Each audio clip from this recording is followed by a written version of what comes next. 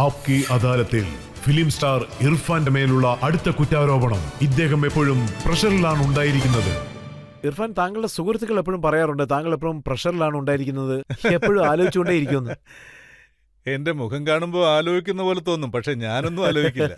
താങ്കളുടെ വൈഫിന്റെ ഒരു ഇന്റർവ്യൂ കണ്ടു. അതിൽ അവരെന്താ പറഞ്ഞെന്ന് വെച്ചാൽ പെർഫോമൻസിന്റെ കാര്യത്തിൽ അദ്ദേഹം എപ്പോഴും ടെൻഷനായിരിക്കും, ഭ്രാന്ത് പിടിച്ചതുപോലെ മെഗലോമേനിയക്കായിട്ട് ചുറ്റുമെന്നും പറയുന്നു.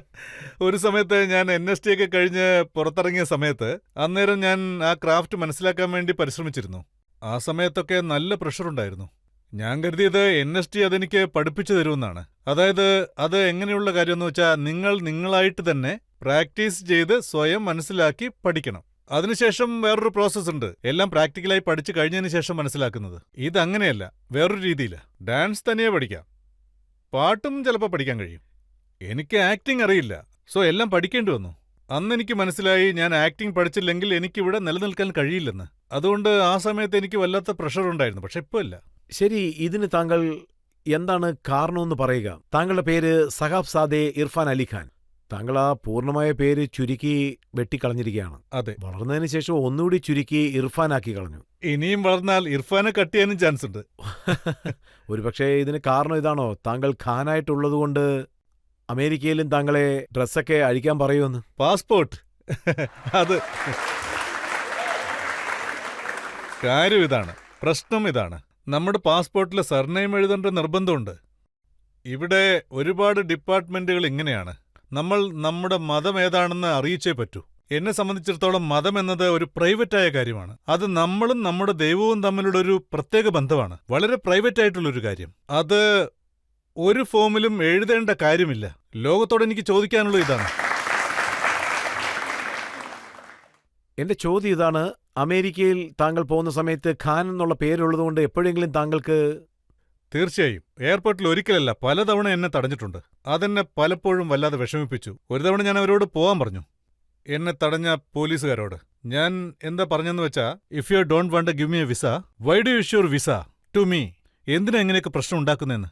സോ അവരതിന് വളരെ വിചിത്രമായിട്ട് റിയാക്ട് ചെയ്തിട്ട് പറഞ്ഞു, are you threatening me, are you threatening me?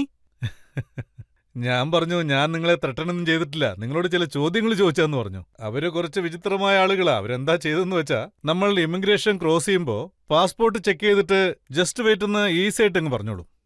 ഉടൻ തന്നെ പാസ്പോർട്ട് ക്ലോസ് ചെയ്യും. അപ്പോൾ 2 പോലീസുകാർ നമ്മുടെ അടുത്തേക്ക് വരും. അവരുടെ അടുത്ത് ഗൺസ് ഉണ്ടാവും, പിസ്റ്റൾസ് ഉണ്ടാവും. അവർ നമ്മളെ വിളിച്ചോണ്ട് പോയി ഒരു മുറിയിൽ കൊണ്ടിരുത്തും. അവിടെ നമുക്കൊന്നും പറയാൻ പറ്റില്ല, ഫോൺ ചെയ്യാൻ പറ്റില്ല, നമ്മുടെ ഫോണിൽ തൊടാൻ പോലും കഴിയില്ല. നമ്മളെ പിക്കപ്പ് ചെയ്യാമെന്ന് വണ്ടിക്ക് ഫോൺ ചെയ്യാൻ പറ്റില്ല. നമ്മൾ മിണ്ടാതെ അവിടെ ഇരുന്നോണം. Just sit. സർ, എന്താ കാര്യം? Just sit. Phone no. അപ്പൊ നമുക്ക് തോന്നും നമ്മൾ എന്ത് തെറ്റാ ചെയ്തതെന്ന്. ഇതൊരു ഹ്യൂമിലിറ്റിംഗ് ആയ കാര്യമാണ്. നമ്മുടെ പേര് മറ്റാരെങ്കിലുമായിട്ട് സാമ്യമുണ്ടോ എന്ന് ചോദിച്ചാൽ അതും പറയില്ല. എന്താന്ന് ചോദിച്ചാൽ വ്യക്തമായി മറുപടി പറയില്ല. ക്ലിയർ ആയതിനു ശേഷം കാരണം എന്താന്ന് ചോദിച്ചാലും ഗോ, പ്ലീസ് ഗോ. ഖാൻ എന്നുള്ള പേര് താങ്കളുടെ പേരിൽ നിന്ന് മാറ്റിയതിന് ശേഷം ഇതെല്ലാം കുറച്ച് സിമ്പിളായിട്ട് മാറിയോ? ഒന്നും ഈസിയല്ല. പാസ്പോർട്ടിൽ ഖാൻ എന്നല്ലേ ഉള്ളത്. അതിൽ നിന്ന് എനിക്ക് മോചനം ഉണ്ടായിട്ടില്ല. അങ്ങനെ സ്ഥിരമായി നടക്കുന്നതുകൊണ്ട് ഞാൻ പോകുമ്പോൾ നേരത്തെ അവരോട് പറയും. പ്രൊഡക്ഷൻ വിളിച്ചാൽ ഞാൻ എയർപോർട്ടിൽ കാത്തു നിൽക്കില്ലെന്ന് പറയും. എന്നെ ചെക്ക് ചെയ്താൽ ഞാൻ തിരിച്ചു പോകുമെന്ന് പറയും. അവര് പേടിക്കും. അതായത് ഞാൻ മുൻകൂട്ടി പറയും എന്നെ എക്സ്ട്രാ ചെക്കിംഗ് ചെയ്യും. ഹോളിവുഡിൽ ധാരാളം സിനിമകൾ ചെയ്തില്ലേ, അതുകൊണ്ട് താങ്കളെ അറിയാമല്ലോ എല്ലാവർക്കും. പക്ഷെ അവിടുത്തെ സിസ്റ്റം എങ്ങനെയാണെന്ന് വെച്ചാൽ അവർ സിസ്റ്റം വളരെ ഫോളോ ചെയ്യും. ഞാൻ ആരാണെന്നുള്ളത് അവർക്കറിയാം. എന്നാലും അവർക്ക് തോന്നും ഇവന്റെ ഉള്ളിൽ വേറെന്തെങ്കിലും ഉണ്ടോ എന്ന്. അവരൊരിക്കലും സമ്മതിച്ചു തരില്ല. അവർക്ക് നന്നായിട്ടറിയാം ഇദ്ദേഹം സ്പൈഡർമാനിൽ അഭിനയിച്ചിട്ടുണ്ടെന്ന്. എന്നാലും ബട്ട് സ്റ്റിൽ. സലാം മുംബൈയിൽ നിന്നും സ്പൈഡർമാൻ വരെ യാത്രയിൽ നിറയെ അച്ചീവ്മെന്റ്സ് നേടിയിട്ടുണ്ട്. ഇതിൽ താങ്കളുടെ കൂടെ ഉണ്ടായിരുന്നത്, ഇപ്പോഴും കൂടെ ഉണ്ടായിരുന്നത് എന്താണെന്ന് വെച്ചാ, അത് താങ്കളുടെ കണ്ണുകൾ. പാതി ആക്ടിങ് താങ്കളുടെ കണ്ണുകളാണ് ചെയ്യുന്നത്. അത് താങ്കൾ കിട്ടിയ ദൈവസമ്മാനം. സോ അത് താങ്കൾ എല്ലാ പടത്തിലും യൂസ് ചെയ്യാറുണ്ടോ? നിങ്ങൾ തന്ന ഈ കോംപ്ലിമെന്റിന് വളരെ വളരെ നന്ദിയുണ്ട്. നോക്കൂ, ഇതില് എന്റെ പങ്ക് യാതൊന്നുമില്ല, എല്ലാം ദൈവം തന്നതാ. പക്ഷേ ഈ കണ്ണുകളെ സംബന്ധിച്ചിടത്തോളം നിങ്ങൾ എന്ത് ചെയ്യുന്നോ, നിങ്ങളുടെ ഉള്ളിൽ എന്താണോ നടക്കുന്നത്, അത് നിങ്ങളുടെ കണ്ണിലൂടെ നമുക്ക് അറിയാൻ കഴിയും. പിന്നെ ജീവിതത്തിൽ എനിക്ക് ഒരുപാട് കുറവുകളുണ്ട്, ഒരുപാട് കഷ്ടങ്ങളുണ്ട്. അതൊക്കെ എൻ്റെ കണ്ണുകളിൽ അറിയാം. സോ ഇത് നമ്മൾ ഡെലിബറേറ്റ്ലി യൂസ് ചെയ്യില്ല. നമ്മള് ഡെലിബറേറ്റ്ലി ഇങ്ങനെ ചെയ്താൽ നമ്മുടെ കണ്ണ് ഇങ്ങനെയാവുമെന്ന് ഓർത്ത് ഞാൻ ഒരിക്കലും ഒന്നും ചെയ്തിട്ടില്ല. താങ്കൾ അത് യൂസ് ചെയ്യുന്നില്ലേ? ഇല്ല, ഞാൻ ഒരിക്കലും അങ്ങനെ ചെയ്യില്ല. But it is impactful sir. Thank it's a you so much. Compliment. Thank thank you you. Sir. നന്ദി. താങ്കളുടെ സുഹൃത്തായ ഗ്യാംഷുവിന്റെ ഒരു ഇന്റർവ്യൂ ഞാൻ വായിച്ചിരുന്നു. അതിൽ താങ്കളുടെ സെക്സ് അപ്പീൽ അത് ഇന്റലക്ച്വൽ ലേഡീസിനെ മാത്രമേ അട്രാക്ട് ചെയ്യുള്ളൂ. അദ്ദേഹം പറയാൻ ആഗ്രഹിക്കുന്നത് മറ്റുള്ളവരെ അത് ഹിറ്റ് ചെയ്യില്ലെന്നാ. അത് അദ്ദേഹത്തിന്റെ മഹാമനസ്കത. അതായത് താങ്കൾ മറ്റുള്ളവരെ അട്രാക്ട് ചെയ്യണമെന്നാണോ പറഞ്ഞു വരുന്നത്? ചെയ്തേ പറ്റൂ. ഞാൻ പറയുന്നത് അത് മറ്റുള്ളവരെ അട്രാക്ട് ചെയ്യണമെന്നാണ്. എന്തെന്ന് വെച്ചാ എന്നെ സംബന്ധിച്ചിടത്തോളം വളരെ വളരെ പ്രധാനപ്പെട്ടതാണിത്. പെണ്ണുങ്ങൾ എന്നെ ശ്രദ്ധിക്കുന്നുണ്ടോ, എന്നോടുള്ള അവരുടെ അട്രാക്ഷൻ എങ്ങനെയാണ്, ഒരുപക്ഷെ അവര് എനിക്ക് വേണ്ടി പ്രാർത്ഥിച്ചാൽ ഒരുപക്ഷെ എന്റെ ജീവിതത്തിൽ ഒരുപാട് വിജയങ്ങളുണ്ടാവും. അതിന് കണ്ണുകൾ ഉപയോഗപ്പെടുത്തണം. ഇടയ്ക്കിടെ. സർ, 1988 സലാം ബോംബെയിൽ നിന്നും സാഹിബ് ബേബി ഗാങ്സ് റിട്ടേൺ വരെ താങ്കളുടെ കരിയർ യാത്ര വളരെ ഹാപ്പി ആയിരുന്നു. പിന്നെ സർ, നിങ്ങളെ സംബന്ധിച്ചോളം വളരെ ടഫസ്റ്റ് മോസ്റ്റ് ചാലഞ്ചിങ് റോള് എന്താണ് സർ? ആക്ച്വലി ഞാൻ അഭിനയിച്ച ലൈഫ് ഓഫ് പൈ എനിക്ക് വളരെ ചാലഞ്ചിങ് ആയിരുന്നു. അതിനൊരു കാരണമുണ്ട്. അതിനുവേണ്ടി ഞാൻ എങ്ങനെയാണ് പ്രിപ്പയർ ചെയ്തത്, അതിനുവേണ്ടി അവർ വെച്ച ഡിമാൻഡ്, ഞാനൊരു ഫ്രെയിം വർക്കിൽ വർക്കൗട്ട് ചെയ്യണം. പിന്നീട് ഫിലിമിന്റെ ഷൂട്ടിംഗ് കഴിഞ്ഞതിന് ശേഷം ഒരു ആക്ടറിന്റെ കൂടെ അത് മുഴുവനായിട്ടും സ്ക്രാപ്പ് ചെയ്തു. അവര് മറ്റൊരു ആക്ടറെ വിളിച്ചപ്പോൾ ഞാൻ അത് വീണ്ടും മുഴുവനായിട്ട് അഭിനയിക്കേണ്ടി വന്നു. ചില സീനുകളൊക്കെ വീണ്ടും ഷൂട്ട് ചെയ്യാൻ എളുപ്പമാണ്, പക്ഷേ എമോഷൻ സീനുകളൊക്കെ ഉണ്ടല്ലോ, അത് കുറച്ച് കഷ്ടമാണ്. ലാസ്റ്റ് എന്റെ സ്പീച്ചുണ്ട് ബൈക്കിൽ, അത് കേൾക്കുമ്പോൾ തന്നെ കഷ്ടം തോന്നും. അന്ന് ആ ഒരു റോള്.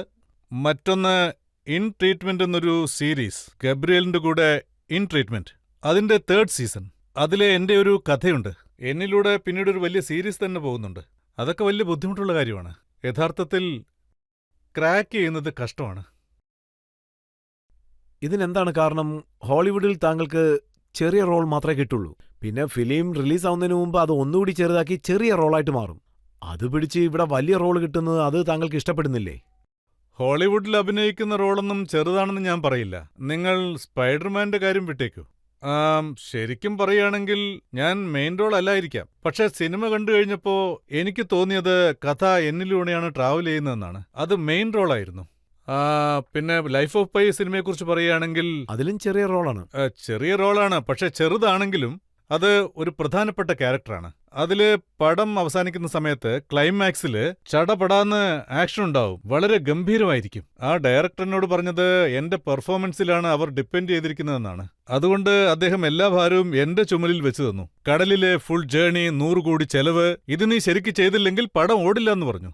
സോ ഇത്രയും വലിയൊരു ചുമതല എന്നെ ഏൽപ്പിച്ചില്ലേ, അതുകൊണ്ട് അതൊരു ചെറിയ റോളാണെന്ന് എനിക്ക് ഒരിക്കലും പറയാൻ കഴിയില്ല.